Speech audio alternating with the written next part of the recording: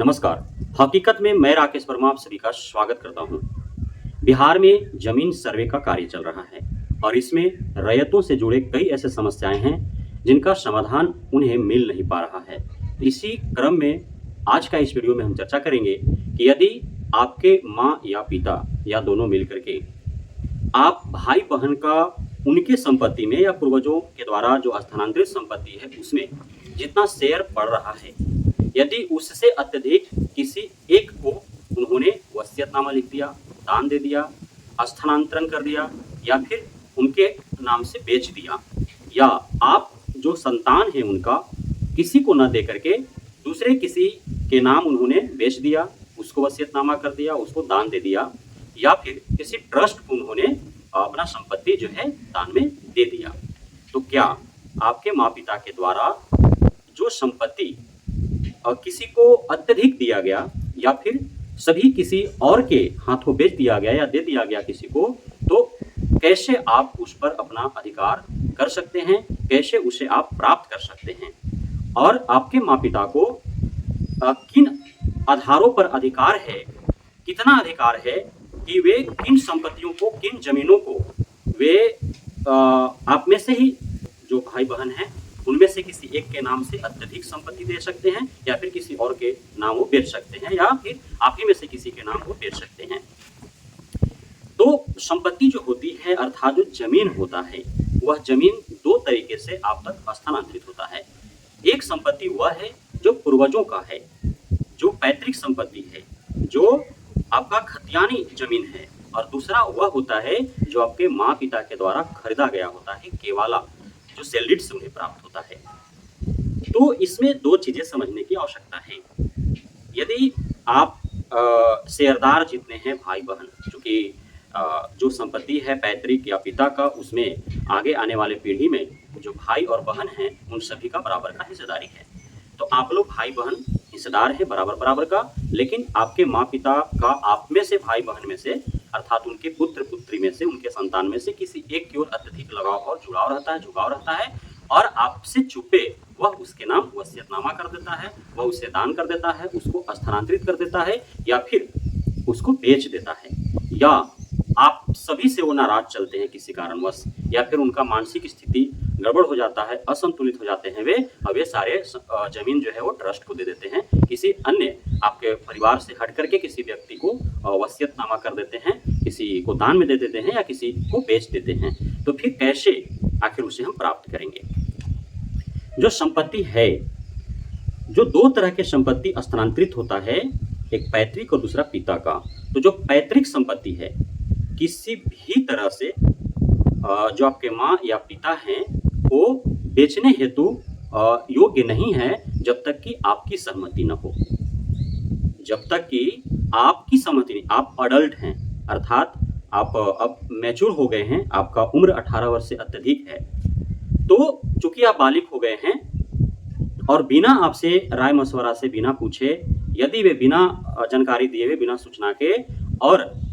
छुप करके यदि वे पूर्वजों के संपत्ति को, पूर्वजों के जमीन को बेच देते हैं और आप में से ही किसी एक के नाम से अत्यधिक कर देते हैं, तो फिर उस पे आप अपना कोर्ट के द्वारा याचिका दायर करके, केस लड़ करके और आप उसे प्राप्त कर सकते हैं। वो उनको अधिकार नहीं है कि पूर्वजों के द्वारा जो पैतृक संपत्ति है, जो खतियानी संपत्ति है, उसको वो बेच सके। ये तो पूरी 100% है कि पैतृक जो जमीन है, जो खतियानी जमीन है, जो पूर्वजों का जमीन दिया हुआ है, उसको वो नहीं बेच सकते हैं, नहीं दे सकते हैं किसी एक को, क्योंकि उसमें उस पर अधिकार आगे आने वाले पीढ़ी का ही होता है। आपका होगा वो फिर आपको जब स्थानांतरित हो रहा है तो फिर आपके आने वाले अगले पीढ़ी को हो जाएगा। लेकिन जो उनके द्वारा खरीदा हुआ संपत्ति है, जो उनके द्वारा खरीदा हुआ संपत्ति है, चाहे आपके माँ या पिता, और वो संपत्ति को वो चाहे आप में से किसी एक को दे दें, आप में से किसी एक को अत्यधिक दे दें या फिर किसी और को दे दें, वो पूरी तरह से स्वतंत्र हैं। उसमें कहीं से भी आपसे राय लेने की आवश्यकता नहीं है, आपसे पूछने की आवश्यकता नहीं है, आपको सूचना देने की आवश्यकता नहीं है, क्योंकि उन्होंने खरीदा है उसको।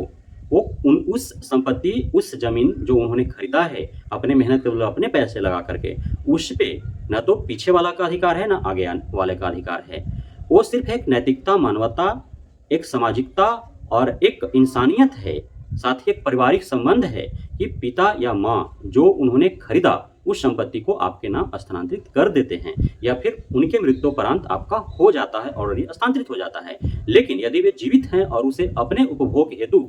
बेचना चाहते हैं तो फिर वो बेच सकते हैं, किसी और के नाम करना चाहते हैं कर सकते हैं, दान दे सकते हैं कहीं ट्रस्ट या किसी को भी, उस पर आपका कोई अधिकार नहीं है और आप उसके लिए लड़ भी नहीं सकते, कहीं सा विजयी प्राप्त नहीं कर सकते हैं। तो यह आपको ध्यान में रखने वाली बात है। जो पैतृक है, पूर्वजों का संपत्ति जो खानदानी है, जो खतियानी है, उसमें भी वो तब बेच सकते हैं और उनको खतरा तब नहीं होगा जब सपोज आप 3 भाई बहन हैं और एक जो है आपके माँ पिता हैं। तो यदि 4 कट्ठा जमीन है पूर्वजों का दिया हुआ तो 4 हिस्सा उसका हो जाएगा। 4 कट्ठा का मतलब 3 कट्ठा जो है आप भाई बहन का हो गया, 1 कट्ठा जो है आपके माँ पिता का हो गया। तो उस 1 कट्ठा को बेच सकते हैं या फिर आप तीनों में से किसी को लिखना होगा तो 4 भाग करके और उसमें 1 भाग किसी के नाम से लिख सकते हैं, 3 भाग छोड़ सकते हैं। इस प्रकार से जो है वो कर सकते हैं, क्योंकि आपका जो हिस्सा बनता है वो हिस्सा जो है आपको मिल रहा है ऑलरेडी, वो छोड़ करके उन्होंने उसको आप ही में से किसी एक के नाम वो कर दिए हैं, तो फिर उस पर आपका कोई आपत्ति दर्ज नहीं होगा, कहीं से भी आप उस पर विजय प्राप्त नहीं कर पाएंगे। तो अभी बहुत ऐसे माँ बाप हैं जिनका लगाव किसी एक तरफ हो जाता है और गुपचुप तरीके से जो है वो संपत्ति उनके नाम कर देते हैं अपने किसी एक संतान के नाम। या बहुत बार ऐसा होता है कि किसी पिता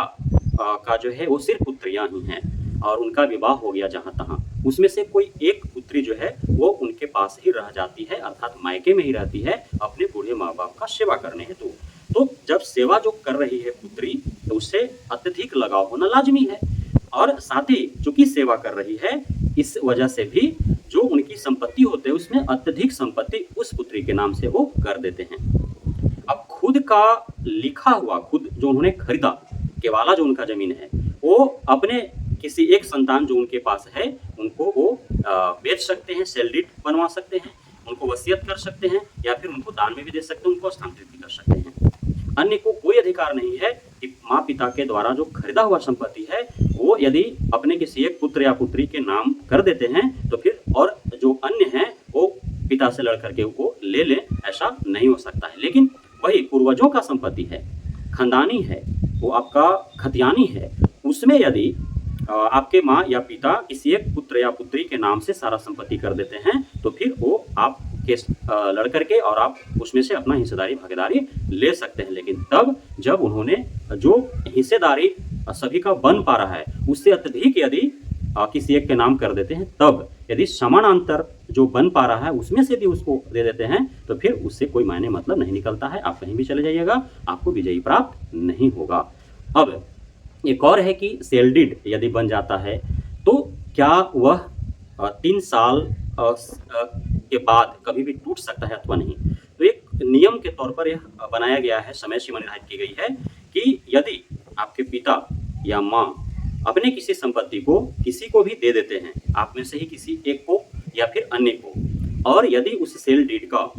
3 वर्ष से अत्यधिक हो गया है तो फिर उसे टूटना मुश्किल हो जाता है। तो ये भी आपको ध्यान रखने वाली बात है। अर्थात जो जमीन है उसको लेकर के जो विवाद उत्पन्न हो रहे हैं, बहुत अत्यधिक विवाद जो है वो नासमझ के कारण उत्पन्न होते हैं, क्योंकि सारे नियम कायदे पता नहीं होता है लोगों को और अर्ध ज्ञानी जो लोग होते हैं उनसे वो सलाह मशवरा लेते हैं, उनके पास जो नॉलेज रहता है उस हिसाब से उनको मशवरा देते हैं और फिर वो उलझ जाते हैं। अंततः कई वर्षों तक केस चलते रहते हैं, दोनों तरफ से जो है कई हजार कई लाख रुपए खर्च होते हैं, समय बर्बाद होता है, मानसिक संतुलन बिगड़ता है, तनाव में हमेशा रहते हैं उसे लेकर के और अंततः उन्हें कुछ प्राप्त नहीं होता है। तो सारी जानकारियां आप जुटा ले, प्राप्त कर ले, तभी जाकर के अपने हक अधिकार हेतु कोर्ट का दरवाजा खटखटाएं।